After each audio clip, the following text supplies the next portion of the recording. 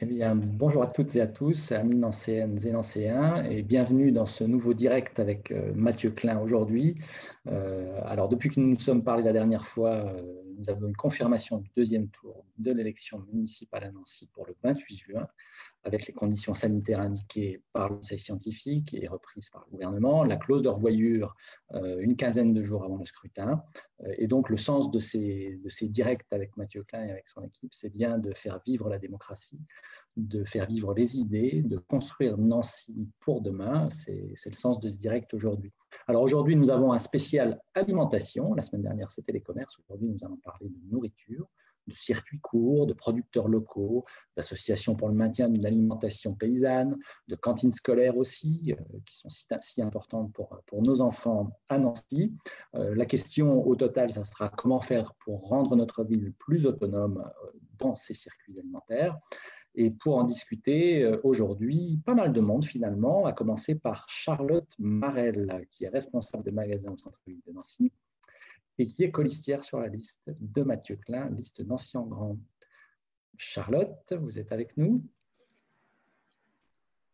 Bonsoir tout le monde. Bonsoir Charlotte. Également avec nous Chloé Blandin, avocate, colistière de Mathieu Klein également, et animatrice du groupe de réflexion sur les questions alimentaires sur la liste Nancy en grand. Bonsoir Chloé. Bonsoir. Je passe à Charles Thomasin, colistier de Mathieu Klein également, qui va nous apporter une expérience, je crois, fort intéressante sur la question des circuits courts. Bonsoir. Bonsoir Charles. Bonsoir Charles. Je poursuis avec Chene Skirouni, ancienne députée, leader de l'opposition à la métropole, directrice déléguée d'une entreprise de financement participatif ou collaboratif, je ne sais pas comment on dit exactement. Solidaire, tout simplement. Voilà. Bonsoir tout le monde. Bonsoir Chénès. Un invité que nous saluons avec grand plaisir ce soir, Florent Compin, qui est le porte-parole de l'association Les Amis de la Terre pour la Meurthe-et-Moselle, qui est membre du comité économique, social et environnemental et du Conseil de la transition écologique. J'ai réussi à le dire d'un seul tenant. Bonsoir Florent Compin. Bonsoir. C'était presque ça. C'était le Conseil économique, social et environnemental et pas le comité et le Conseil national de la transition écologique. Bon, vous maîtrisez ça mieux que moi. Merci Florent. Alors avant d'ouvrir cette thématique, je vais donner, comme à l'habitude, la parole à Mathieu Klein, qui je crois a un peu d'actualité politique à partager avec nous. Bonsoir Mathieu. Bonsoir, bonsoir Renaud, bonsoir à toutes et à tous. Ravi de vous retrouver.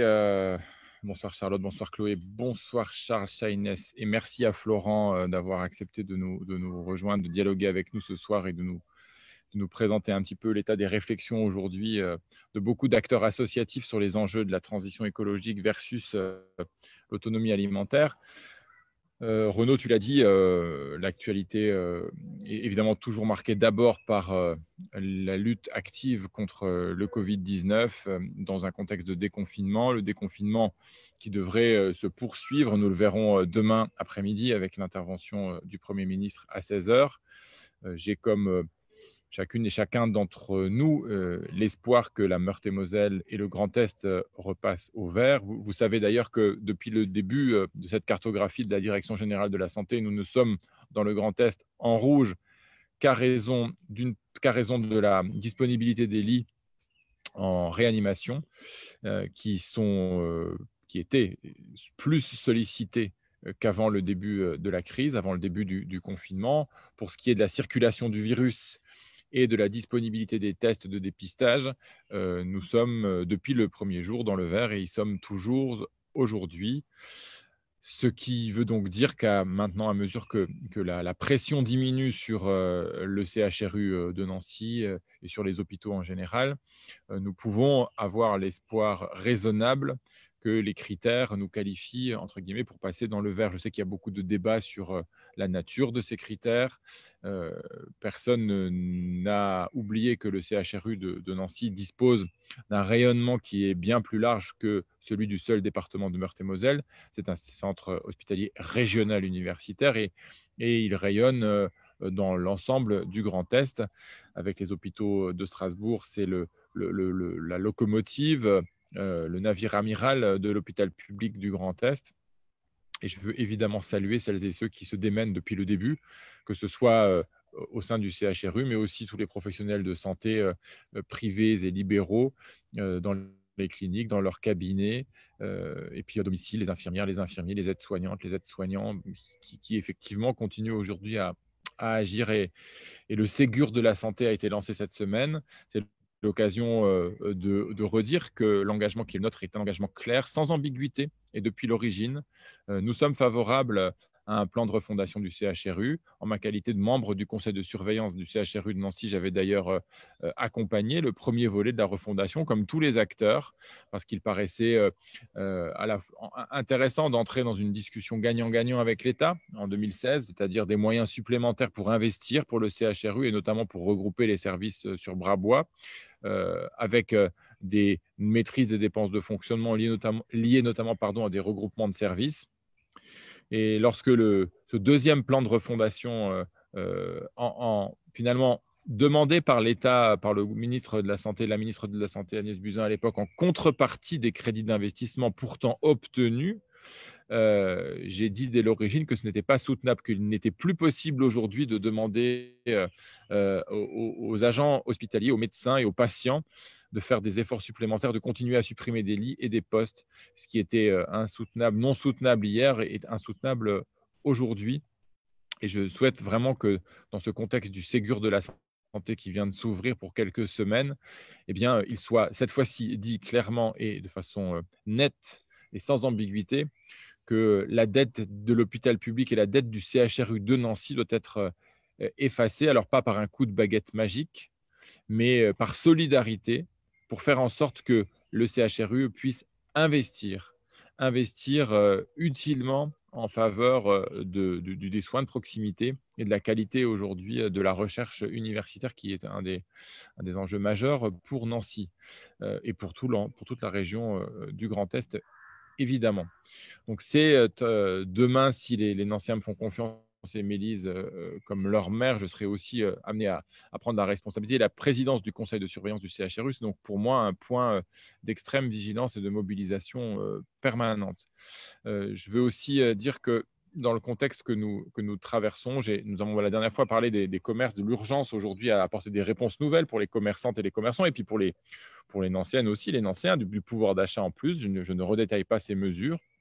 Je veux aussi, puisque nous allons parler de transition alimentaire et aujourd'hui de l'enjeu du manger local, dire que la transition énergétique et l'autonomie énergétique fait partie des sujets que nous voulons mettre sur la table, sur le dessus de la pile de ce plan d'urgence pour le Grand Nancy et pour Nancy. Pourquoi ? Parce que nous savons que les énergies fossiles vont continuer à se raréfier, que nous devons diversifier nos modes finalement aujourd'hui de chauffage, d'alimentation en énergie. Je pense qu'il y a beaucoup de progrès à faire en la matière. J'ai proposé par exemple que nous fassions de ce plan pour la rénovation thermique et énergétique des écoles, des résidences autonomie et des crèches de la ville, c'est-à-dire les établissements qui accueillent les plus fragiles, les plus âgés et les plus jeunes. Et qui demain devront faire face à d'autres crises, d'autres soubresauts, notamment les crises climatiques. Nous savons qu'elles sont encore devant nous. Il faut que nos bâtiments publics, nos bâtiments qui accueillent les personnes les plus fragiles, soient les bâtiments qui offrent les meilleures conditions pour se protéger face au dérèglement climatique. Donc la rénovation thermique et énergétique doit passer sur le dessus de la pile. Nous avions parlé dans la campagne avant le premier tour de la nécessité d'engager un plan de rénovation des écoles pluriannuel. Je souhaite que nous l'accélérions. Je souhaite que des ressources soient mobilisées rapidement. C'est la raison pour laquelle j'ai d'ailleurs proposé d'annuler le projet d'extension du musée lorrain, qui d'ailleurs est en échec aujourd'hui, et de concentrer les efforts pour le musée lorrain sur la mise en valeur des collections et l'accessibilité du musée. Le travail est d'ailleurs en lien entre le palais du gouverneur et le palais des ducs de Lorraine. C'est une proposition concrète, opérationnelle, un vrai choix, parce que c'est vrai que les enjeux budgétaires et financiers des collectivités locales et des communes de la métropole et de la ville de Nancy seront absolument essentiels demain. La situation de la perte brutale de recettes liées à la crise du Covid-19 va se faire sentir, notamment à partir du budget de 2021. Donc, il faut aussi aujourd'hui affirmer des choix clairs qui permettent tout à la fois de continuer à y avoir une gestion rigoureuse et de défendre une gestion rigoureuse de la ville et de poursuivre sur ce chemin ambitieux de la rénovation énergétique et thermique. Et puis, autonomie énergétique, c'est j'allais dire, le pendant de l'autonomie alimentaire. Et c'est là qu'on va rentrer dans le vif du sujet et que je vais m'arrêter pour l'instant. Car cette crise, finalement, elle a révélé ou remis en lumière pour beaucoup, dans le confinement, dans l'impossibilité d'aller très loin de leur domicile ou très longtemps, eh bien, ça a remis en lumière l'enjeu pour chaque habitant, dans chaque quartier, partout, de disposer de ressources alimentaires de proximité. Alors, on va en parler ce soir, mais je crois que c'est un défi auquel il faut qu'on s'attelle aujourd'hui en priorité. Ce que nous avons, entre guillemets, redécouvert dans le confinement, le manger proche de chez soi, l'acheter proche de chez soi, le consommer proche de chez soi, c'est aussi un mode de vie, un mode de développement finalement de nos territoires que nous devons promouvoir. Nous avions fait beaucoup de propositions sur la restauration scolaire, sur les cantines, sur le Rungis local, les filières d'approvisionnement. Je ne vais pas les détailler maintenant. Vous avez ici notamment à travers Chloé Blandin, Charlotte Marel, Charles Thomassin ou Shaines Kirouni, des colistières et des colistiers qui ont beaucoup travaillé sur ces sujets et qui pourront largement les reprendre. Voilà ce que je pouvais dire. Et maintenant, te rendre la parole, Renaud, et puis surtout la donner à toutes celles et tous ceux qui sont avec nous.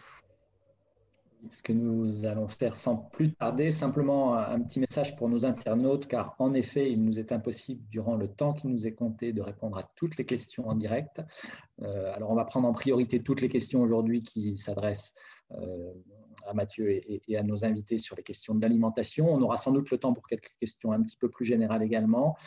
Simplement un petit message s'agissant des questions qui s'adressent à Mathieu Klein, président du conseil départemental, sur son rôle au conseil départemental. N'hésitez pas à suivre son Facebook Live, ses Facebook Live réguliers depuis le département. Vous êtes plus certain d'avoir une réponse circonstanciée dans ces cas-là. Voilà. Je reviens à notre actualité du jour. On va passer la parole très rapidement à nos invités du jour. Et je crois que c'est Charlotte qui va commencer à nous parler un petit peu pour poser les enjeux de la discussion aujourd'hui. Voilà, tout à fait. Donc, en fait, pour commencer cette discussion, déjà, le premier constat, et on a tous été dans cette situation angoissante et vraiment désagréable pendant le confinement, de se rendre compte que finalement, même dans un pays comme le nôtre, on pouvait finalement avoir du mal à trouver à manger, tout simplement. Les bases finalement de notre système, plutôt les limites de notre système ont été posées. En contrepartie, c'est vrai qu'on a fait des constats assez parlants, dans le sens où on s'est rendu compte qu'avec la fermeture des frontières, finalement, il n'y avait plus ce trafic des camions, notamment par rapport aux denrées alimentaires qui partaient vers l'exportation ou que nous, on importait, ce qui a largement contribué à une baisse du CO2, des gaz à effet de serre, et en fait qui a considérablement amélioré la qualité de l'air. Par ailleurs, il faut bien souligner le fait que dans notre consommation actuelle, un des facteurs le plus aggravant au niveau du réchauffement climatique, c'est le fait de continuer de manger de la viande, notamment de la viande qui continue de venir de très loin. Il faut avoir quand même à l'esprit, notamment au Brésil, que ces élevages hyper intensifs, c'est de plus en plus de forêts primaires qui est rasée finalement pour pouvoir avoir et la place de mettre ces animaux et la place de cultiver finalement ce qui va les nourrir. On a bien vu, hélas, avec le Covid-19, que les conséquences peuvent être dramatiques, puisque petit à petit, à force de ne pas respecter cet environnement, on a des zoonoses et il y en a d'autres en attente qui semblent, d'après les scientifiques, pouvoir être pires. Voilà, il y a tout ceci qui est libéré. Et encore une fois, les forêts primaires sont des vrais capteurs de CO2 et empêchent en gros le réchauffement climatique, sauf que là, on ne va pas tellement dans le bon sens pour le moment. Toujours est-il que de nos choix de consommation d'aujourd'hui dépend le futur des générations à venir. Ça, c'est un fait, c'est certain. Par ailleurs, il y a quand même une bonne nouvelle dans tout ça, c'est-à-dire qu'on peut quand même inverser la tendance. On a une chance inouïe, c'est déjà d'avoir un pays comme le nôtre, qui représente quand même 53% de la surface de la France, c'est de l'agriculture, et c'est le premier pays agricole de l'Union européenne. Par ailleurs, pendant le confinement, c'est vrai qu'on a redécouvert la proximité avec des producteurs locaux. On a recommencé à manger de manière différente. On s'est rendu compte d'énormément de choses et on s'est remis à cuisiner également. Cependant, il y a quand même un constat qu'il faut souligner, et il faut l'avoir aussi à l'esprit, c'est que 98% de l'alimentation française, en fait, ce sont des produits agricoles importés, quand dans le même temps, 97% de produits agricoles locaux sont exportés. En fait, par rapport aux denrées qu'on peut produire en France, on a un régime alimentaire qui est encore trop varié pour l'instant. À titre d'exemple, plus de la moitié du poulet que nous consommons, des fruits, des légumes, en fait, c'est de l'importation, ça vient de l'extérieur. Or, les marchés internationaux sont limités et il faut surtout avoir à l'esprit qu'on ne peut pas toujours penser indéfiniment, trouver de tout dans ces marchés internationaux. Ils commencent également à montrer leurs limites. Déjà, il y a le réchauffement climatique qui petit à petit grignote les parcelles qu'on pouvait cultiver jusqu'à présent. Une démographie qui continue d'augmenter, ce qui signifie qu'il y a beaucoup plus de population encore à nourrir petit à petit. Et donc, voilà, tout ça, ça fait que finalement, compter sur un système qui s'effrite, ça risque d'être le fait de plonger avec. Il faut penser sortir de ce système en réimplantant de manière locale une agriculture plus diversifiée, qui soit également meilleure pour l'environnement. Tout ça pour voir en fait que la production aille directement dans l'assiette du consommateur. Par rapport à notre région, tout ce qui est production, agriculture céréalière, on a. Tout ce qui est agriculture pour la viande, on a. Mais on manque cruellement de maraîchers. Et du coup, voilà, c'est vraiment ce genre de marché, finalement, c'est remplir ce genre de marché que l'on souhaiterait pouvoir créer avec des maraîchers. Les effets bénéfiques, en fait, seraient réciproques, dans le sens où on aurait une nouvelle économie à l'échelle territoriale. Et le consommateur, lui, de son côté, peut à ce moment-là contrôler, entre guillemets, ce qu'il mange, manger de manière plus saine, voir par exemple de quelle manière sont élevés les animaux qui vont être destinés à sa consommation. Est-ce que c'est d'une manière éthique? Au niveau de l'agriculture, est-ce que beaucoup de pesticides ou non sont utilisés? Voilà, il y a un meilleur contrôle finalement de ce qu'on peut manger. Et du coup, ça permettrait également d'avoir une nouvelle économie, voilà, relancer cette économie et aider encore une fois des producteurs peut-être de taille plus modeste et à un niveau local. Le thème de l'autonomie alimentaire a donc été abordé en amont depuis un peu plus d'un an par des membres du collectif citoyen, par des colistiers. Et c'est vrai que voilà, on avait déjà à l'esprit cette urgence déjà premièrement environnementale et deuxièmement le fait qu'il y ait une justice, que tout le monde puisse bien manger. Tout le monde doit pouvoir avoir droit à avoir accès au bien manger. C'est pourquoi je vais laisser la parole à Chloé finalement pour qu'elle puisse mieux détailler les actions que nous pouvons mettre en place pour aller dans ce sens.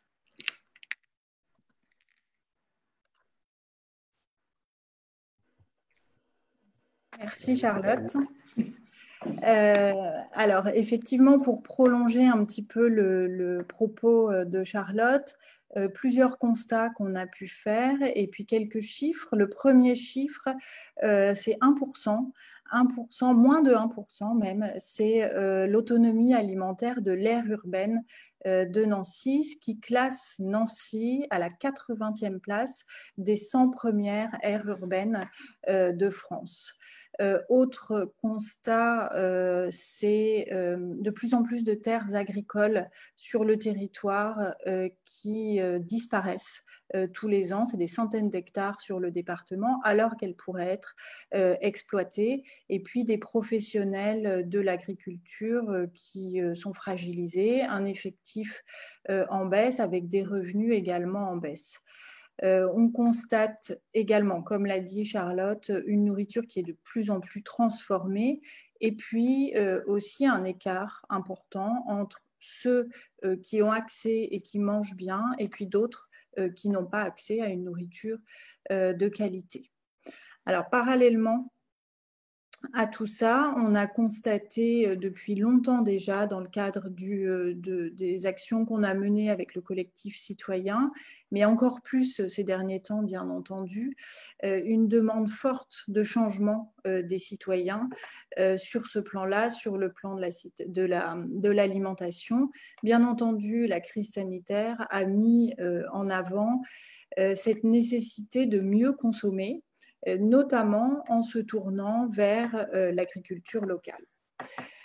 Aujourd'hui, des échanges qu'on a eus et on en est convaincu, il est nécessaire qu'on puisse reprendre en main notre autonomie alimentaire ou prendre peut-être en ce qui concerne l'aire urbaine nancéenne à l'échelle du territoire pour être capable de satisfaire aux besoins de base des habitants du territoire. C'est aujourd'hui une nécessité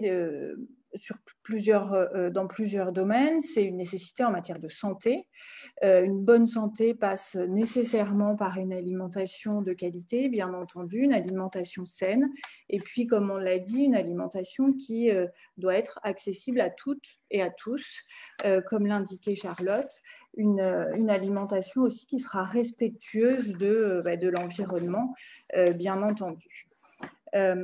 Les enjeux majeurs aujourd'hui en matière d'alimentation sur le territoire, c'est fournir une alimentation de qualité aux Nancéens, aux habitants de l'aire urbaine nancéenne, parce que je pense qu'il ne faut pas voir uniquement au niveau de la ville de Nancy, mais au niveau du territoire, et puis être capable, en lien avec les collectivités, de développer une véritable politique de soutien aux producteurs locaux sur le territoire.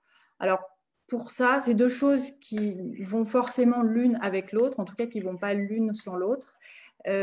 Pour ça, on avait déjà formulé un certain nombre de propositions qui, véritablement, aujourd'hui, prennent tout leur sens après la situation de confinement que nous avons vécue. La première chose, c'était la reprise de la gestion en direct des cantines scolaires et des crèches, de l'alimentation collective, bien entendu en favorisant les circuits courts. C'est à la fois permettre aux enfants de bien s'alimenter, bien entendu, et puis soutenir les producteurs en favorisant l'approvisionnement avec des produits locaux dans la restauration collective. Puisqu'on parle des enfants, aussi orienter l'éducation au goût dans les écoles, dans les crèches, éduquer les enfants à une bonne alimentation, éduquer aussi à la ruralité, c'est des choses qui sont importantes et qui ont pris sens avec le confinement qu'on vient de vivre. Autre chose importante, c'est l'implantation, Mathieu en a parlé, dans chaque quartier de marchés, de producteurs locaux, qui est une véritable demande des habitants et des Nancéens qu'on a rencontrés. Ils ont envie de consommer mieux, mais ils ne peuvent pas toujours consommer mieux près de chez eux. Donc l'implantation de marchés de producteurs locaux dans les quartiers, c'est une forte demande et ça permet aussi à la fois de valoriser les produits locaux, favoriser leur distribution et donner accès donc à chaque habitant à une alimentation de qualité à des prix raisonnables, bien entendu. On avait proposé aussi la création d'une centrale d'achat, ce qu'on avait appelé le Rungis local, qui permet l'approvisionnement en produits locaux des restaurateurs et des commerçants, qui permet aussi le soutien des producteurs locaux et des agriculteurs. Aujourd'hui, on se rend bien compte que d'une manière générale, la demande des habitants, elle est forte et le besoin de soutien des agriculteurs, des professionnels, elle est importante aussi. Donc, il faut aussi savoir préserver les terres agricoles qui sont exploitables, éventuellement recenser le foncier, être facilitateur. La collectivité, elle a ce rôle-là, à notre sens, aider à l'installation des agriculteurs et puis soutenir les associations, les AMAP, les projets coopératifs directs, mais d'autres en parleront mieux que moi. Donc d'un côté, on a les consommateurs qui souhaitent consommer mieux à un prix raisonnable. Il faut que ce soit accessible à tous. Et puis, on a les producteurs, les acteurs du monde agricole et on se doit de restaurer un lien entre le consommateur et le producteur pour faire ou refaire de Nancy une ville nourricière, une grande ville avec une autonomie alimentaire, on l'espère, qui sera de plus de 1% dès bientôt. Voilà. Bien, merci Chloé. Et je crois que nous allons poursuivre avec Charles et son expérience des circuits courts. Tout à fait. Oui, donc effectivement, je me présente Charles Thomassin. Je suis donc colistier sur la liste de Mathieu Klein, mais j'ai aussi un parcours autour du questionnement de l'alimentation locale, mais aussi l'alimentation de qualité pour tous. Pour faire très brièvement, j'ai commencé il y a une dizaine d'années à me questionner sur ces sujets en montant notamment une épicerie solidaire étudiante à destination des étudiants qui s'appelle l'Agorae, qui fonctionne toujours et qui aide les étudiants en situation de précarité alimentaire en leur donnant accès à des produits qui sont à 10% du prix réel en magasin. Donc c'est un modèle qui fonctionne beaucoup sur l'aide, le don, l'aide de l'Union européenne, des produits de grande distribution qui peuvent être donnés par des supermarchés. Et tout ça m'a pas mal questionné sur justement la qualité des produits qui étaient distribués et comment peut-être rendre plus accessibles des produits locaux à ce public-là qui était en difficulté financière. J'ai toujours pas répondu à cette question, mais j'ai testé, j'ai essayé, puisqu'on a essayé de mettre en place une AMAP au sein de ce projet. Et puis, quelques années plus tard, j'ai été porteur avec d'autres par la suite d'un projet de supermarché coopératif qui s'appelle la Grande Épicerie Générale, qui est actuellement en fonctionnement, qui tourne très bien, mais qui rencontre aussi des difficultés, des questionnements. Et voilà, donc moi, voilà, mon intervention, je pourrais l'égrener. J'ai quelques questionnements et des difficultés que je pense qui sont assez récurrentes pour les acteurs du territoire, au niveau surtout de la distribution des circuits courts, plus qu'auprès des producteurs, qui sont des difficultés, je pense, auxquelles une nouvelle municipalité pourrait répondre et auxquelles on pourrait répondre, j'espère, demain. C'est des difficultés à trouver des producteurs, puisque, on l'a dit, le circuit court se développe depuis quelques années seulement. Beaucoup de producteurs étaient orientés sur de l'export, pas sur du circuit court.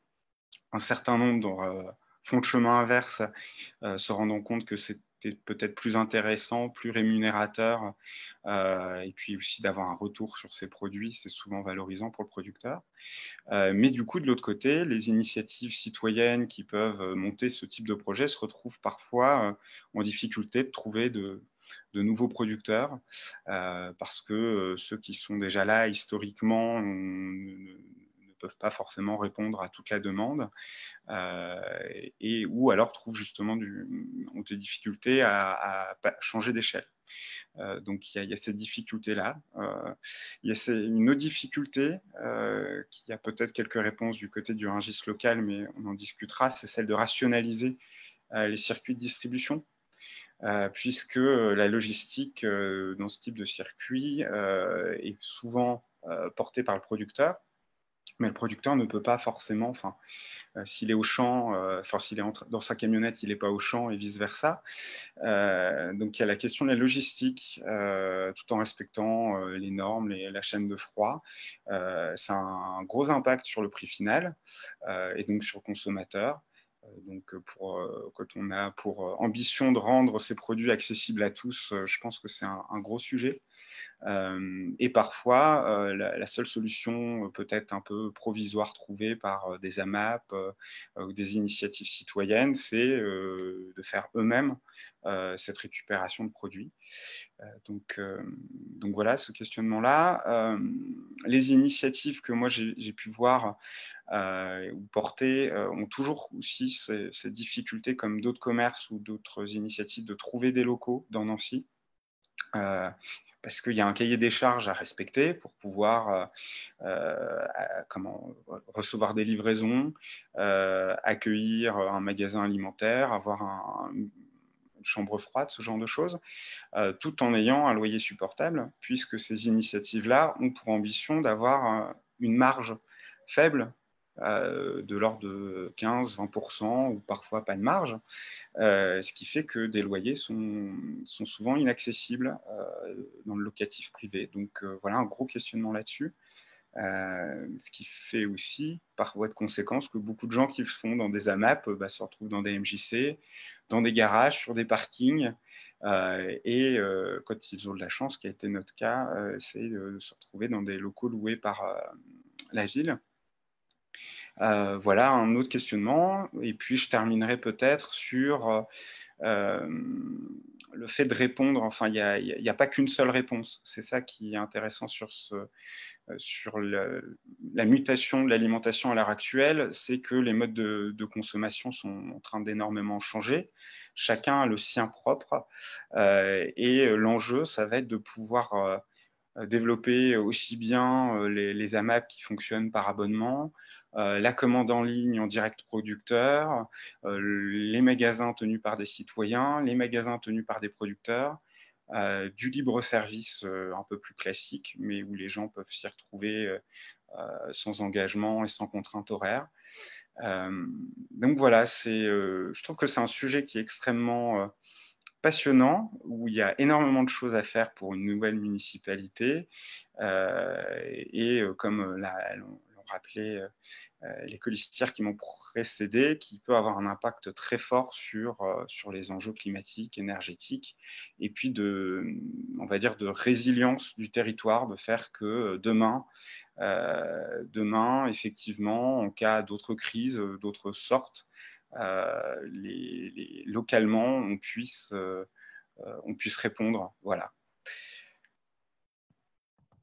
Bien, merci beaucoup Charles. Alors, je crois qu'avec nos premiers intervenants, on a bien senti qu'on a d'un côté des aspirations à mieux manger. Il y a les grands chiffres qui parlent d'eux-mêmes sur la dépendance alimentaire de nos territoires. Avec Charles, on a vu finalement le diable est dans le détail et que c'est en se retroussant les manches qu'on arrive à commencer à faire des choses. Et pour autant, les acteurs seuls peuvent peu de choses. Donc, il faut bien travailler de consort avec de nombreux acteurs sur ces sujets-là. Ça m'amène à vous, Florent Compin, et j'ai envie de vous poser la question d'un point de vue peut-être un peu plus institutionnel en tant que membre du Conseil économique, social et environnemental et votre place aussi dans le Conseil de la transition écologique. Le rôle du politique et la co-construction possible finalement entre le politique et les acteurs sur le terrain, comment ça peut se passer tout ça? Déjà, je voudrais préciser une chose qui me paraît extrêmement importante, notamment pour nous. Déjà, je ne suis pas colistier de Mathieu Klein, ni même un soutien. Je suis membre d'une organisation qui est clairement indépendante de tout parti politique. Et donc, je viens sur sollicitation sur ce sujet-là et je viens répondre à vos questions. Et ça, bien sûr, ça ne pose aucun problème. Et de la même manière, je serai tout à fait enclin à répondre à toute question et à toute participation, à tout débat avec Laurent Hénard. Voilà. Ceci étant clarifié, nous, ce qui nous préoccupe en premier, c'est vraiment la question de la souveraineté alimentaire pour toutes et tous. Par souveraineté alimentaire, nous, on désigne la capacité des populations à décider de leur alimentation et donc à déterminer le système alimentaire qu'elles veulent, depuis les champs jusqu'à la table, sans nuire aux agricultures des autres. Et en fait, dans cette définition, il y a à peu près tout. Il y a beaucoup de choses là-dessus et il y a notamment cette question de comment on atteint cette souveraineté alimentaire. Et pour ça, cette question de la co-construction des politiques publiques nous paraît extrêmement importante. Parce que la co-construction des politiques publiques, on l'entend, elle a bien changé. Elle est rentrée dans la Constitution, notamment via la Charte de l'environnement qui est adossée à la Constitution, donc qui a un principe qui n'est pas discutable, c'est son article 7. Son article 7 prévoit la participation du public aux prises de décision. Sauf que dans les faits, et juridiquement parlant, tout ça s'est transformé en consultation des parties prenantes. Et la consultation, la simple consultation n'est pas quelque chose qui nous satisfait très clairement. Nous, on est vraiment pour une politique de co-construction, c'est-à-dire qu'on voudrait que l'ensemble des acteurs et des parties prenantes, que ce soit les collectivités locales ou territoriales à cette échelle-là, ou que ce soit les producteurs, que ce soit les syndicats, que ce soit les associations environnementales, que ce soit les chambres d'agriculture, de commerce et autres, que tout le monde soit autour de la table pour discuter et construire et penser ensemble finalement l'alimentation de demain. Une alimentation qui, encore une fois, soit là pour toutes et tous. Et le toutes et tous, c'est quelque chose d'extrêmement important pour nous, parce que c'est cette question de la solidarité. En fait, en France, à l'heure actuelle, très peu de monde a accès à une alimentation de qualité. Ce sont les gens qui ont les moyens qui peuvent, à l'heure actuelle, accéder à ça. Donc, on se retrouve, en fait, entre une dualisation entre des produits de qualité, bio, locaux, accessibles à une fraction de la population, et une nourriture, de l'autre côté, industrielle, standardisée, de mauvaise qualité nutritionnelle, qui, elle, est destinée aux populations à faible revenus et en plus à une majorité de femmes. Et ça, c'est pas entendable et ça, c'est pas soutenable. Et c'est pas le monde dans lequel on veut vivre. Donc, cette question de la souveraineté alimentaire, elle est pour nous essentielle. Et réellement, pour ça, c'est l'objet qu'on a lancé. On a lancé une initiative, donc un plan appelant à la question, à la mise en place, un appel appelant à la mise en place d'un plan de résilience alimentaire à l'échelle du territoire de Nancy, parce qu'on veut justement que des collectivités locales et l'ensemble des collectivités locales se mettent autour de la table notamment.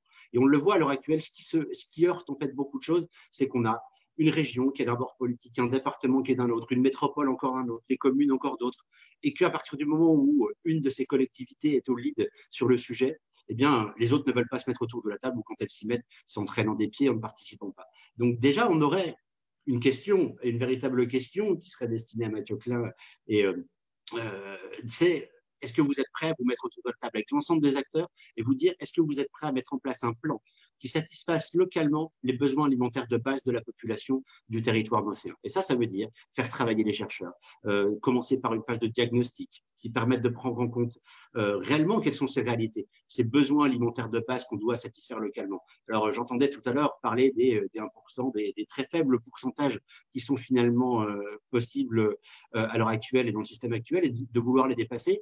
Pour nous, ce n'est pas juste les dépasser, c'est réellement se fixer cet objectif et faire tout ce qu'il faut pour l'atteindre. C'est-à-dire se servir de l'ensemble des leviers qui nous sont disponibles. Le levier du foncier est un levier extrêmement fort et extrêmement intéressant. On le voit à l'échelle de la métropole et notamment via l'outil du plan local d'urbanisme intercommunal. Quand on parle d'arrêter l'artificialisation des sols, ce sont des choses qu'il faut acter dans ce type de plan local d'urbanisme. C'est clairement via ces outils-là qu'on pourra assurer la maîtrise foncière du territoire notamment. Et chaque collectivité a un aspect ou un autre. Le deuxième aspect que j'ai évoqué, mais qui me paraît le plus fort, c'est celui de cette solidarité. C'est comment est-ce qu'on rend accessible à tous et à toutes une alimentation de qualité. Il y a un chiffre qui me paraît vraiment choquant en France. 14,2% des Français, c'est-à-dire 9,3 millions de personnes, sont des gens qui vivent dans la pauvreté. En Meurthe-et-Moselle, c'est pire, c'est 18,4%. 18,4% des gens qui sont dans la pauvreté. Et ces gens-là n'auront jamais accès à une alimentation de qualité, une alimentation qui permette justement d'être en bonne santé et d'être capable, dans des crises comme celle-là, d'être celles qui résistent le mieux à des virus, à des infections, quelles qu'elles soient. Et ça, ce n'est pas soutenable, ce n'est pas acceptable pour nous. Donc, on parle aussi dans ce plan, avec 46 autres structures, de réserver 10% de la production en vue de cette distribution aux plus démunis, aux précaires, aux réfugiés, par les acteurs locaux, qui soient financés solidairement par la collectivité et la générosité publique. L'autre point, si on veut qu'un plan de résilience alimentaire fonctionne à l'échelle de notre territoire, il faut un signal fort, et notamment un soutien à l'ensemble de la filière. La filière, ce n'est pas uniquement le producteur, c'est le producteur, les distributeurs, la création. On a entendu quelques initiatives dont vous parliez qui sont intéressantes, mais c'est en soutenant par la commande publique et en envoyant ce signal par la commande publique et de dire qu'en fait, là, en fait, chez nous, il n'y aura plus d'autres choses qui seront intégrées aux appels d'offres. Et donc, forcément, vous aurez des débouchés et on s'engage à s'impliquer aussi là-dedans. Et ce signal-là, c'est l'huile dans les rouages, c'est, on va dire, cette espèce de pied dans la porte qui permet de rentrer et de commencer à mettre en place ça. Mais voilà, nous, notre question, elle est réellement autour de ça. C'est comment est-ce qu'on arrive via l'outil Fossier à zéro artificialisation nette et comment est-ce qu'on imagine et qu'on construit un véritable plan comprenant tous les acteurs, les collectivités et qu'on accepte que tout le monde soit autour de la table à égalité et pas un acteur ou un autre qui, lui, prend les décisions. Chacun doit s'impliquer et c'est ça qu'on attend de vous et c'est ce genre d'engagement qu'on attend de vous. Bien, alors on va passer la parole à Mathieu Klein. Mathieu Klein, on a entendu l'interpellation. Chiche, les hommes politiques se mettent tous autour de la table. Oui, merci d'abord. Merci à Florent d'avoir accepté de dialoguer avec moi et avec nous ce soir et à tous ceux qui le représentent, évidemment.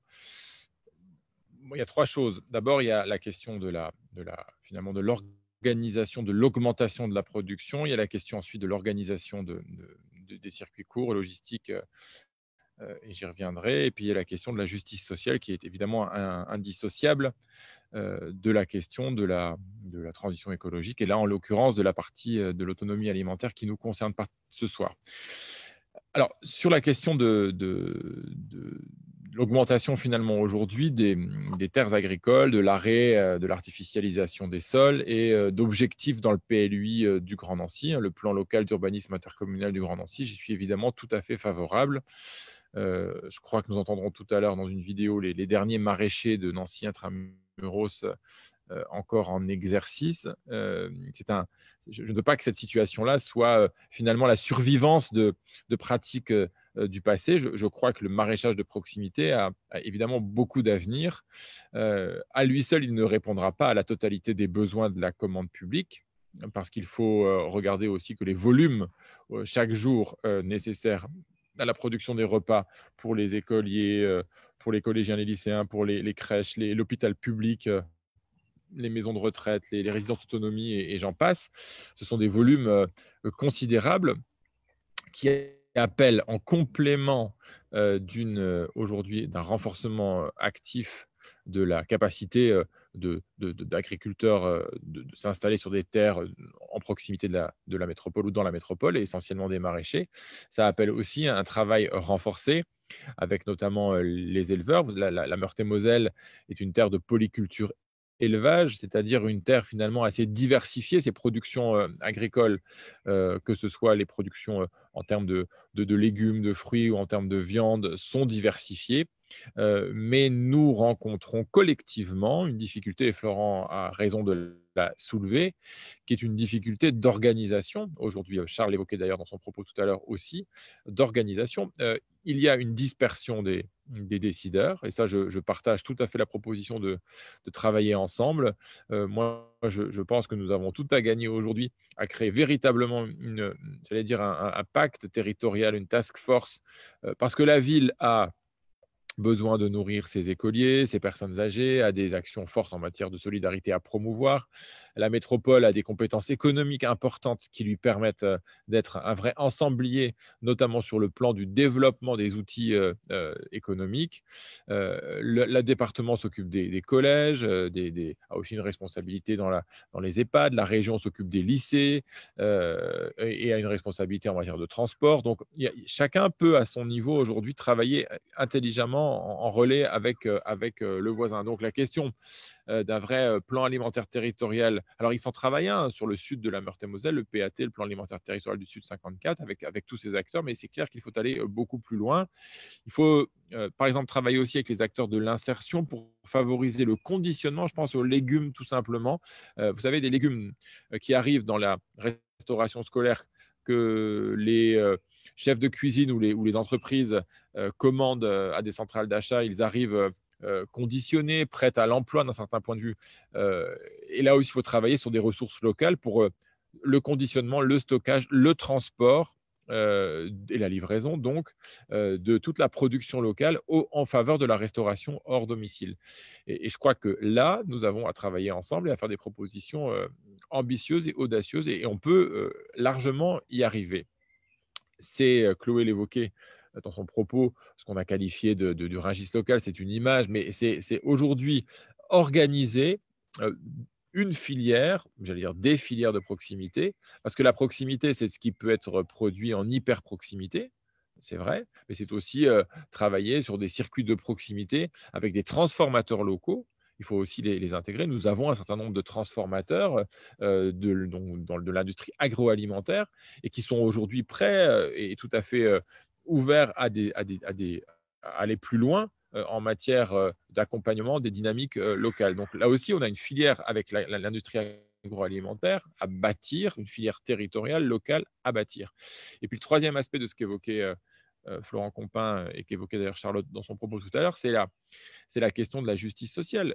Je suis parfaitement d'accord avec l'idée de dire que c'est vraiment, je trouve, un échec dramatique de l'évolution de nos sociétés, d'être un pays aussi riche et de continuer à avoir sur son sol et avec lui autant de gens qui vivent dans la pauvreté, parfois dans la très grande pauvreté. Moi, j'essaye, dans ma responsabilité actuelle de président du département de Meurthe-et-Moselle, de mettre le maximum de moyens pour accompagner les familles les plus en difficulté. Nous avons créé un tarif à 50 centimes d'euros pour le repas le moins cher dans les cantines des collèges pour les familles qui ont le moins de ressources.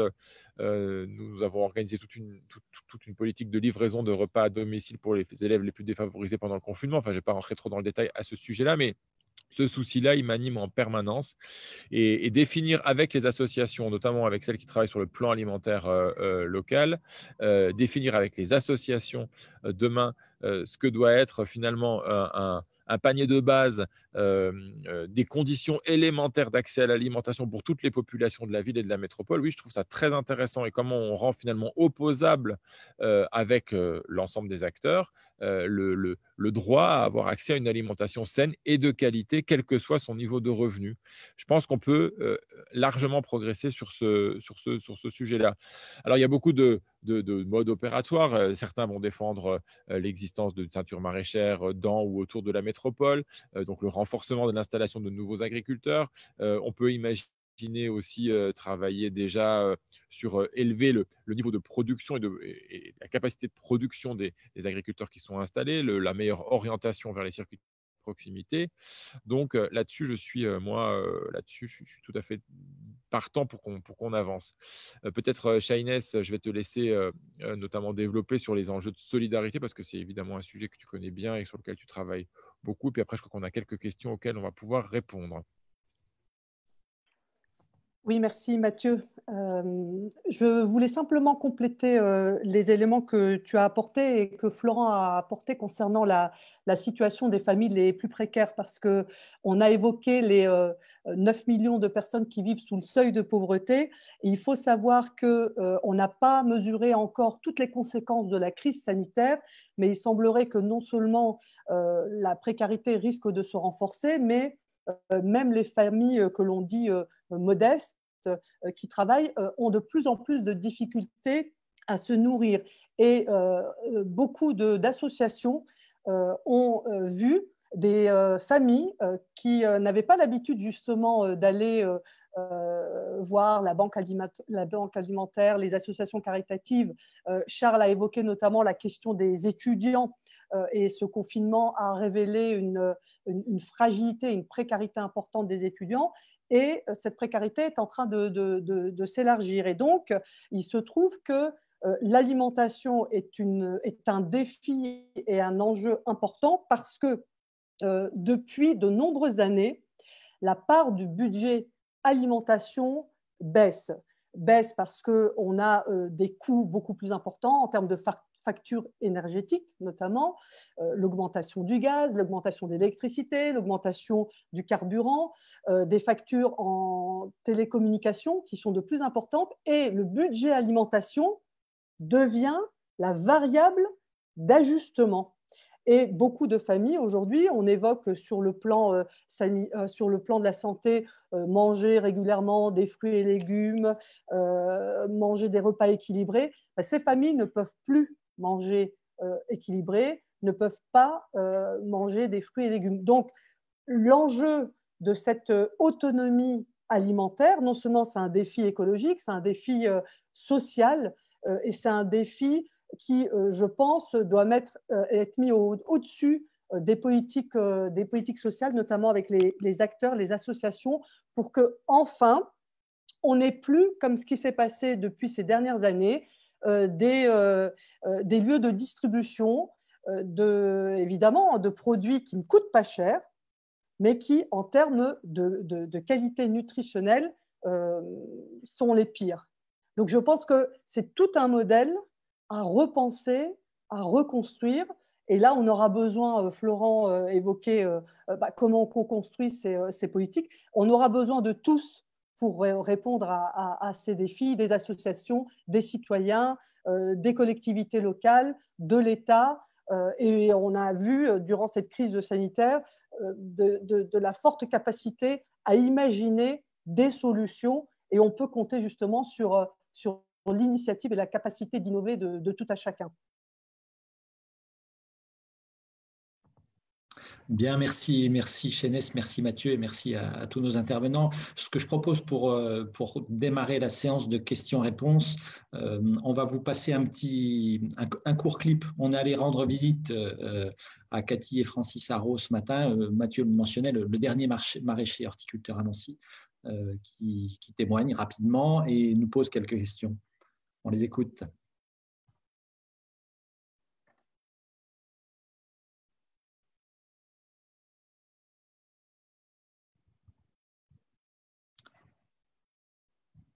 Alors, le son ne fonctionne pas. On va peut-être essayer de revenir en arrière.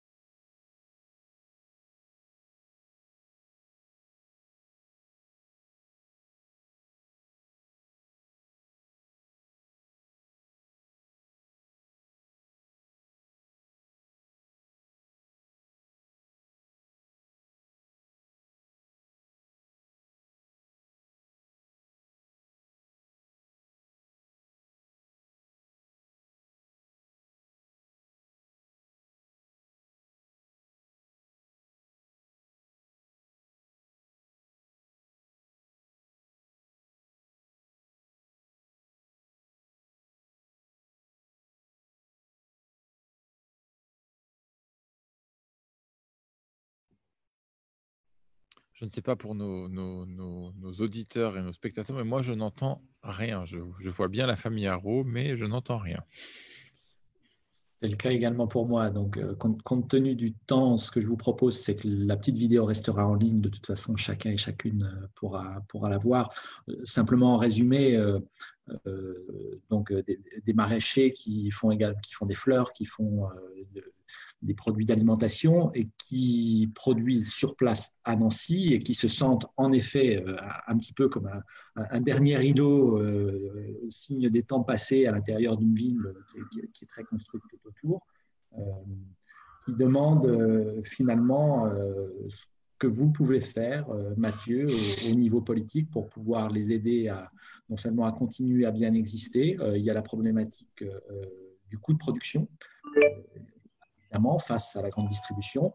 Et puis, la problématique aussi, parce qu'ils ont des clients qui sont très intéressés par leur offre, la problématique de comment aider d'autres horticulteurs et producteurs agricoles à faire la même chose qu'eux pour pouvoir atteindre des masses critiques et faire en sorte que ces choses-là puissent se redéployer finalement autour du bassin nancéen. Ça rejoint, alors bon, je regarderai la vidéo ultérieurement pour répondre précisément à la question de Guy et d'Isabelle, mais ça va rejoindre d'ailleurs la préoccupation qu'évoquait Florent tout à l'heure. Nous devons avoir aujourd'hui un objectif en matière de non-artificialisation des sols dans le PLUI du Grand Nancy, et donc y compris de la ville de Nancy naturellement, de dédier des espaces pour du maraîchage, de l'horticulture. Et je pense qu'à l'intérieur de la ville et de la métropole, c'est possible. Je l'ai dit souvent pendant la campagne jusqu'au 15 mars et je le redirai, je ne veux plus d'une ville qui, à chaque mètre carré disponible, n'a qu'une préoccupation, c'est d'empiler les briques sur les cubes et les cubes sur les briques, parce que ça ne correspond absolument pas ni aux besoins de la terre, de la nature, ni des femmes et des hommes qui vivent dans la ville aujourd'hui. Vivre une ville, vivre la ville, vivre Nancy, c'est pouvoir aussi vivre dans la diversité des ressources produites par la ville et dans la ville. Et moi, je connais de nombreux agriculteurs, jeunes ou moins jeunes, néo-ruraux ou héritiers de longues lignées agricoles, qui n'aspirent qu'à une chose, c'est de justement retrouver en permanence ce lien qui s'est renoué pendant la crise. Tout le monde l'a dit, il y a eu un retour vers l'agriculteur du coin, le producteur local, la recherche de solutions de proximité, mais que ce lien-là soit un lien qui ne soit pas simplement un lien de circonstances ou d'événements, ou de journées portes ouvertes, ou d'opérations communicantes, mais un lien d'habitude. Et pour arriver à un lien d'habitude, il faut rendre accessible. Je crois que c'est Chloé tout à l'heure qui évoquait notre proposition d'avoir des marchés fermiers dans les quartiers régulièrement, c'est-à-dire de façon hebdomadaire dans plusieurs quartiers de Nancy, pour favoriser ce lien. C'est trouver des débouchés structurels, pérennes, et fonctionnel à la production locale dans la restauration hors domicile, donc en organisant une filière, et puis sortir de l'isolement. Effectivement, celles et ceux qui ont continué à se battre, moi je trouve que c'est une... Et d'ailleurs, chez les Haro, vous savez, enfin, pas pendant le confinement, mais quoi que si, ils ont réouvert à la fin du confinement, il y a eu, j'allais dire, une file d'attente qui était permanente, et beaucoup de sollicitations. Donc, je suis convaincu que ce modèle-là, ce modèle de développement de la ville, il a encore beaucoup, beaucoup d'avenir devant lui. Et je suis favorable à ce que nous le bâtissions avec toutes celles et tous ceux qui aujourd'hui, dans les AMAP, dans les supermarchés coopératifs, dans la production locale, dans la solidarité alimentaire, tous ceux qui aujourd'hui agissent, ils sont très nombreux. Et moi, je trouve que c'est une très belle ressource aussi pour Nancy. Et moi, je suis donc tout à fait partant pour travailler avec eux, pour bâtir ce projet alimentaire territorial, de résilience alimentaire du territoire. Bien, merci. On a des questions, si j'ai bien compris. Oui, on a quelques questions. Voilà, je précise que les Haro étaient ouverts pendant tout le confinement. C'est moi qui n'y suis allé qu'à partir de la moitié du confinement, en fait. Mais... Bon, voilà, ça c'est dit.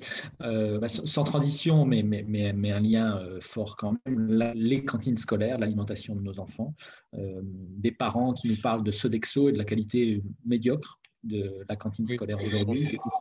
Isabelle, qui nous demande donc justement si le service de restauration scolaire va redevenir public et que des repas de qualité soient servis. Ça, c'est tout trouvé pour que Chloé puisse apporter une réponse à cette question.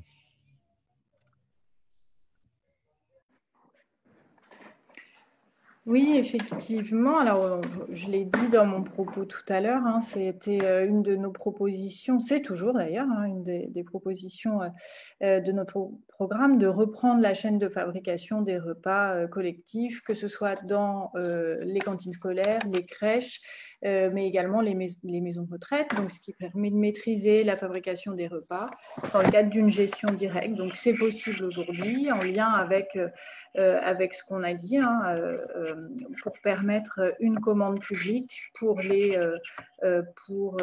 producteurs locaux, éventuellement aussi permettre des produits bio, en tout cas des produits de qualité pour les enfants et puis pour tous les repas pris en dehors de la maison. Voilà. Bien, merci. Alors, on a reçu quelques questions en amont du live de ce soir. Je vais vous les livrer un petit peu en résumé pour gagner un petit peu de temps, entre guillemets. Donc, comment peut-on manger localement, sainement, sans se ruiner? Comment faire pour rapprocher les bons produits des quartiers populaires? Moi qui vis en plein centre-ville et dans un appartement sans extérieur, comment je pourrais me procurer facilement des produits frais et sans avoir à faire des kilomètres? Donc, on voit bien qu'il y a plein de questions pratiques là qui sont posées par les Nancéens. Il y a des recettes, on les a entendues ce soir, mais là, très concrètement, là, comment ça peut bouger pour tous ces gens qui font appel à mieux manger pour pas très cher à Nancy? Ce ne sont que des questions pour Charles Thomasin, ça. Oui, alors c'est un peu compliqué de donner une liste exhaustive, mais là, de suite, maintenant, en quittant le live, il y a énormément d'initiatives qui permettent déjà de se nourrir sans trop se ruiner, avec des produits locaux.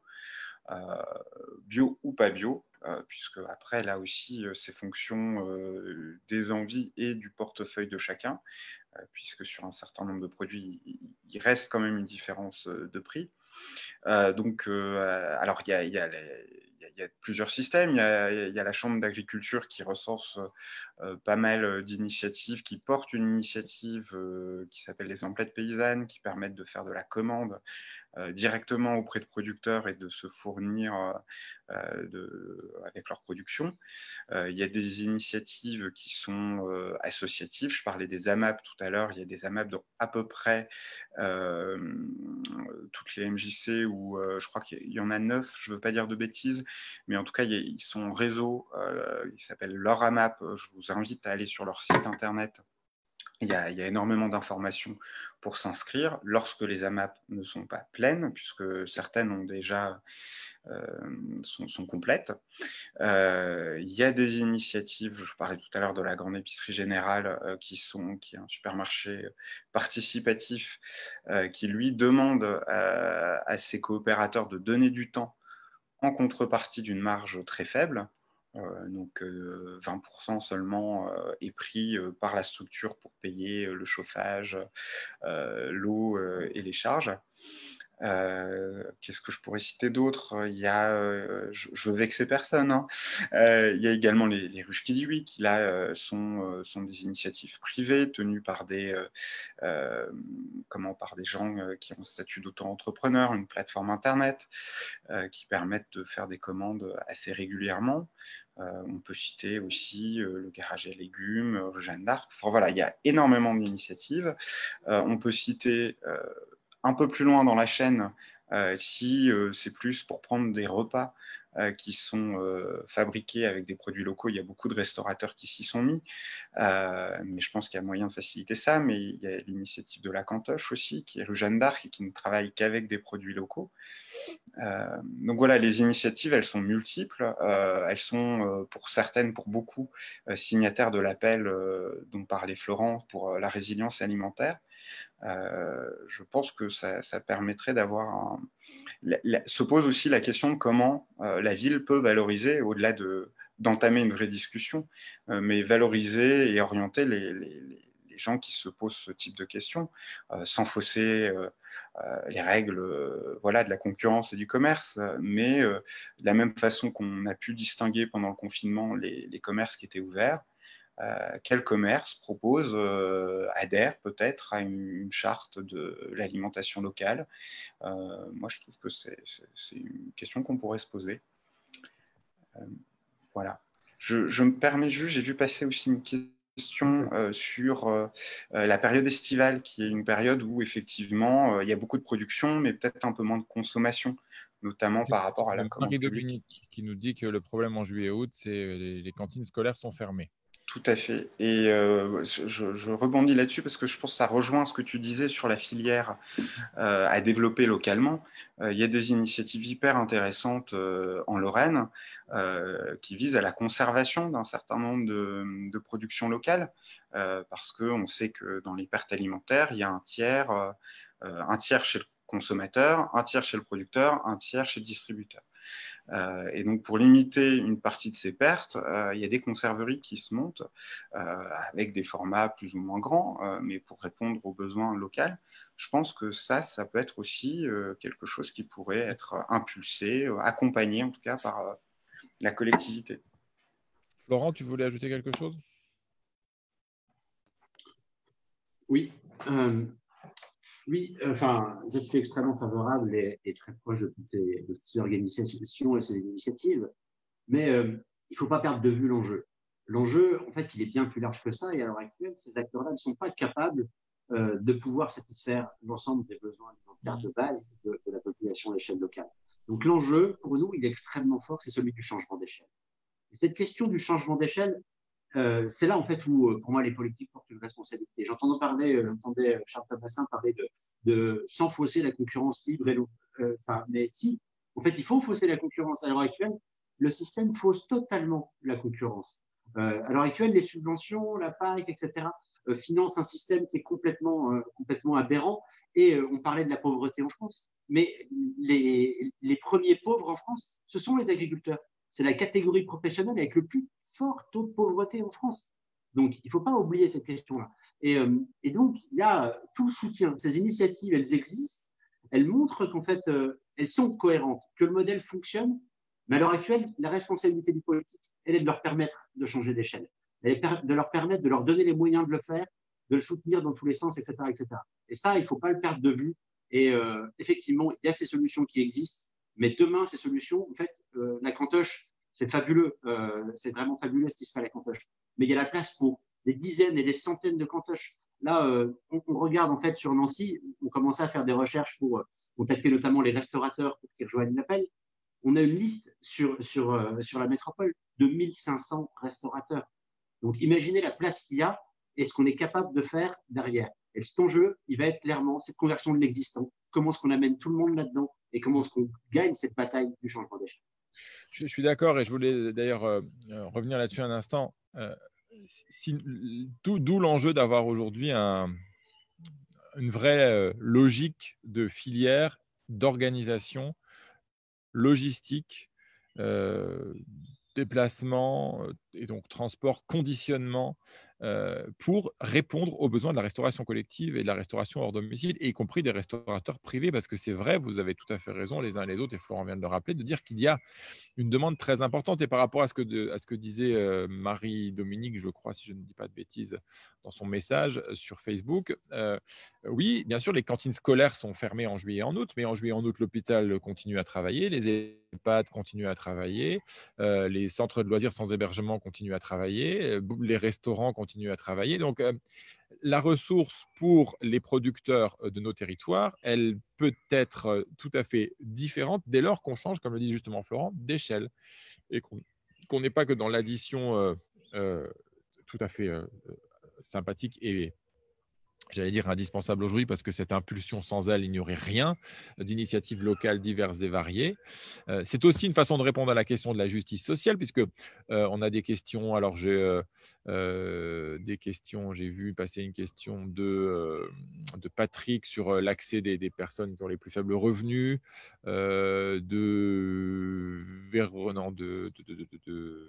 Véronique Le Mineur sur la mise en contact de personnes qui ne peuvent plus faire leur jardin, personnes âgées par exemple, qui ne peuvent plus physiquement faire leur jardin, avec des personnes qui vivent dans des quartiers populaires en HLM et qui n'ont pas d'extérieur pour créer du lien social et de l'entraide. Voilà, enfin, il y a des questions, vous en avez des nombreuses sur ce sujet-là. Et c'est logique parce qu'aujourd'hui, nous devons faire la démonstration que manger de proximité du producteur, du transformateur, ça n'est pas payé plus cher et finalement ne pouvoir y accéder qu'avec un certain niveau de revenu. Donc, l'installation, y compris de lieux de vente directs, accompagnés par les pouvoirs publics pour faire en sorte que j'allais dire l'ensemble de celles et ceux qui aient les moyens de payer un loyer ou pas puissent avoir accès à des lieux, des espaces en ville, en cœur de ville ou dans les quartiers pour diffuser leur production et la vendre. Bien sûr, il faut accompagner des démarches de ce type-là. Et vous en parlez d'ailleurs beaucoup. Enfin, il y a Marion qui nous dit créer des fermes avec potager comme les agriculteurs. Comme ça, les agriculteurs auraient un partenariat avec les villes pour les cantines moins chères. Bref, les food trucks, Guillaume Ajussen nous dit le street food, les food trucks sur la ville. Oui, c'est vrai, il y a des villes dans le monde qui font des places. Alors, ils peuvent avoir des espaces de maraîchage. Et moi, je trouve ça très sympa qu'on ait des espaces de maraîchage, des zones de maraîchage. Je crois qu'on avait aussi une question de Philippe sur ce sujet-là, comme à Amiens, par exemple. Et d'autres espaces réservés à de la vente ambulante. Des food trucks qui travaillent en lien, on en a d'ailleurs beaucoup en Meurthe-et-Moselle de plus en plus, qui travaillent avec des producteurs locaux, qui travaillent justement des produits de proximité et qui les façonnent et qui les fabriquent et qui font des super plats à emporter. Il y a toute une dynamique comme ça qui ne demande qu'à être accompagnée. Les initiatives sont foisonnantes, mais je pense que le rôle de la collectivité, voilà, c'est structurer, aider à grandir et changer d'échelle, comme ça a été dit. Et Marie-Gabrielle nous parle des fermiers d'ici, mais je ne vais pas faire de la publicité, Marie-Gabrielle, pour qui que ce soit. Mais c'est vrai que j'aime beaucoup les fermiers d'ici, mais il y en a d'autres aussi qui aujourd'hui, d'ailleurs, se démènent dans la crise pour bien adapter leur façon de fonctionner, c'est-à-dire ils livrent aujourd'hui à domicile. Enfin, ils font tous ces acteurs-là prennent des initiatives tous les jours pour faire en sorte justement de répondre aux besoins des habitants et être inventifs.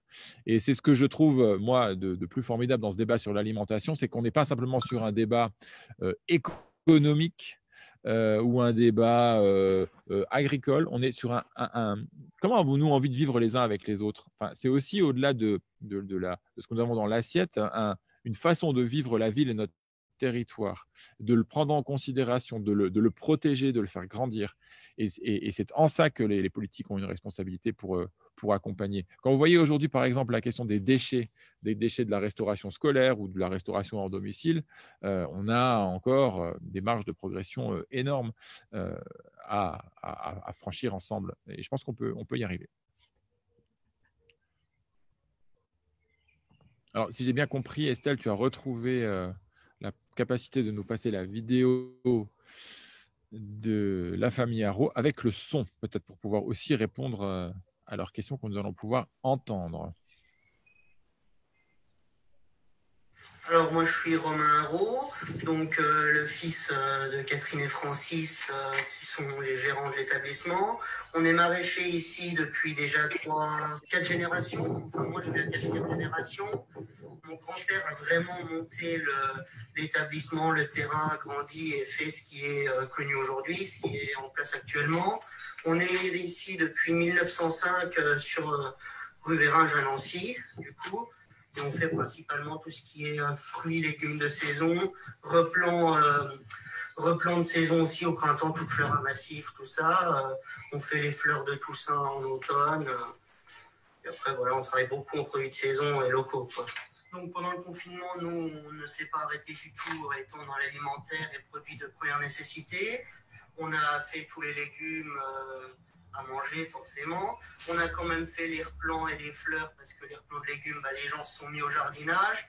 Il y a beaucoup de personnes qui ont découvert les joies du potager, voilà, qui s'y ont attelés, c'est pas mal, qui sont découvert une passion pour ça.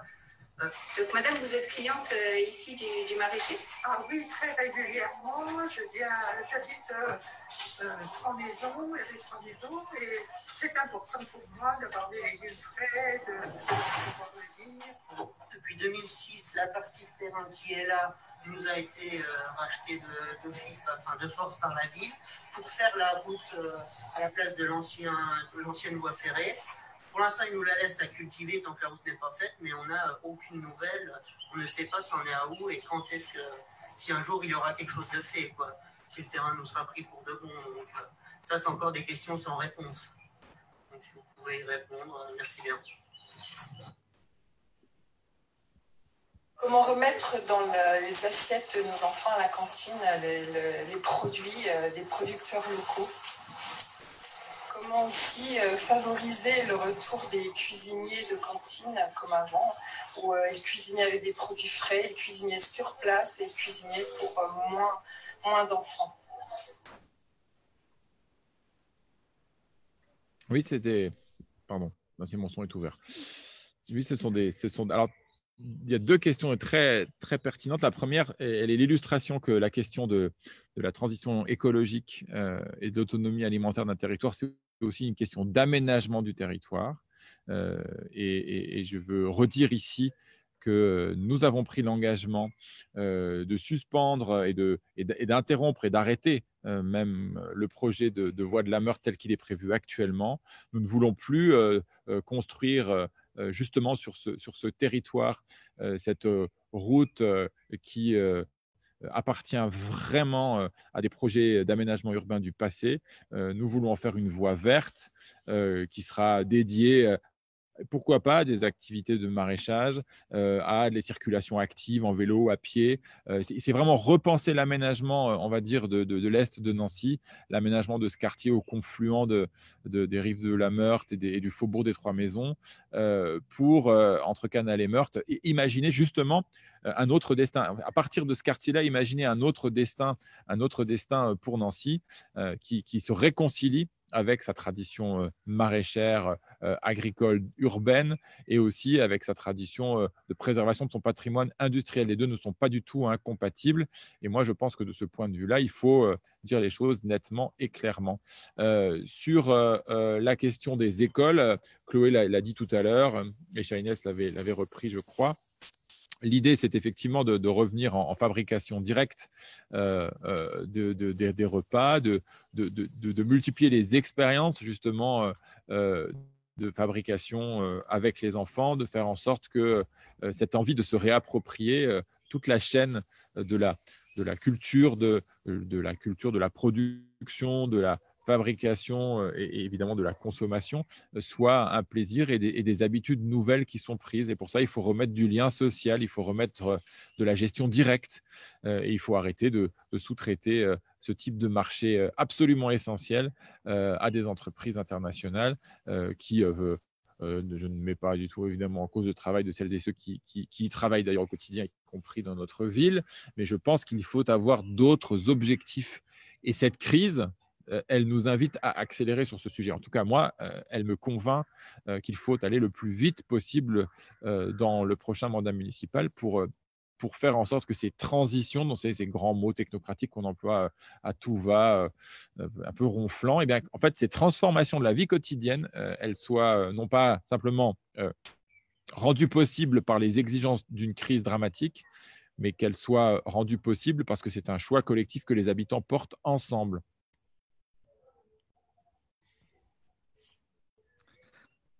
Bien, écoutez, merci Mathieu.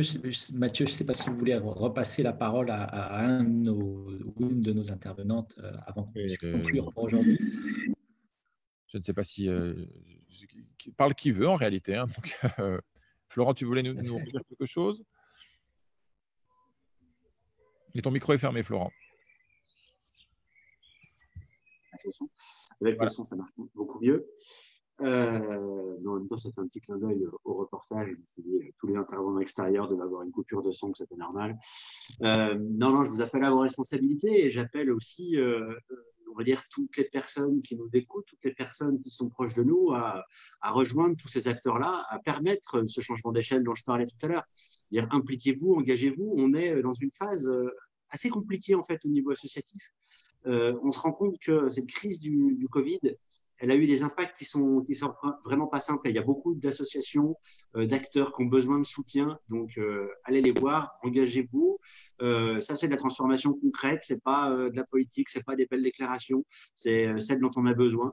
Donc là, voilà, on est au stade de déclaration. On vous attend dans les actes et on sera toujours là pour vous rappeler à l'ordre, chacun dans son rôle. Vous êtes dans l'exercice du pouvoir, nous, on a un contre-pouvoir et on continuera à agir comme ça. Et je pense que c'est très bien comme ça. Et voilà. Et je pense que encore une fois, il faut être capable. On est dans un temps où il faut être capable de dépasser l'ensemble des clivages. On nous a parlé de cette crise du Covid, d'union nationale et de choses de ce niveau-là. Clairement, l'enjeu écologique, il est là. Si on met sur cet enjeu de l'agriculture, c'est 30% des émissions de gaz à effet de serre. Le dérèglement climatique, c'est l'ensemble des crises à venir. Celles-là, elles sont déjà énoncées, elles sont déjà écrites. Et donc en fait, on n'a plus le choix. Moi, je voudrais bien avoir le choix et le temps. En fait, on ne l'a plus. Donc, voilà, on compte sur vous toutes et vous tous pour vous mettre en marche dès maintenant. Excusez-moi du mot en marche, j'ai du mal, on ne peut plus l'utiliser, c'est terrible. Mais en même temps, c'est ce dont on a besoin. Ça dit en marche et en même temps dans la même phrase. Hein, donc, vraiment, fais attention, Florent. Hein. Oui, non, mais je sais, ce n'est pas pour rien que ces mots-là ont été choisis. Ce gouvernement des très bons communicants.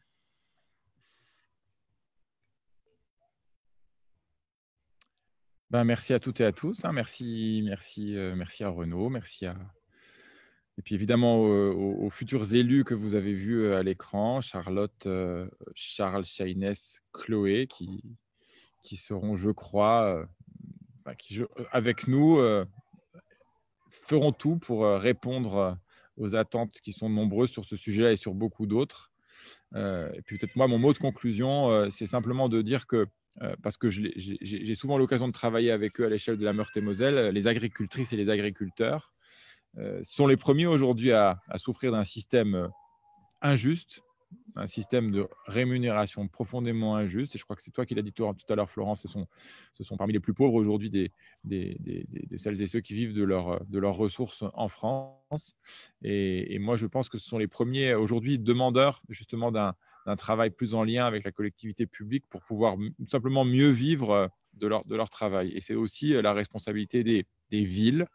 Ce n'est pas simplement quelque chose qui relève de la responsabilité des territoires ruraux, c'est la responsabilité des villes aussi de pouvoir permettre à des agriculteurs de vivre dignement de leurs ressources. Et c'est aussi, je crois, quelque chose qui est important dans notre projet.